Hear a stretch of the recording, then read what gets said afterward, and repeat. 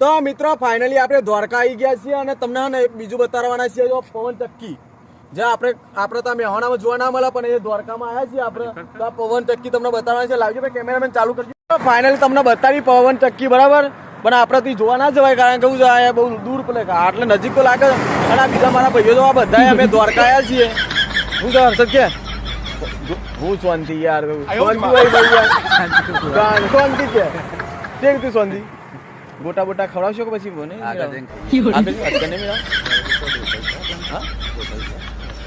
તું હો ગયા પોકા ચિંતા કરો કે મિત્રો તો મનતો ઓઠો હા એવું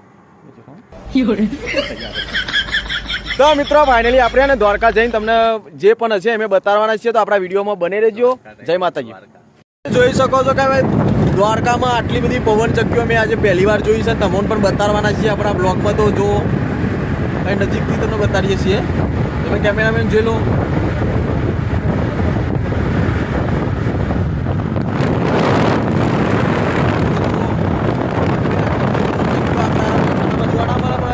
દ્વારકામાં આવ્યા છીએ. દ્વારકામાં જોરદાર નજારો છે ભાઈ પણ જોઈ શકો તમે એ આખા દ્વારકામાં નજીક નજીક છે છેડ્યા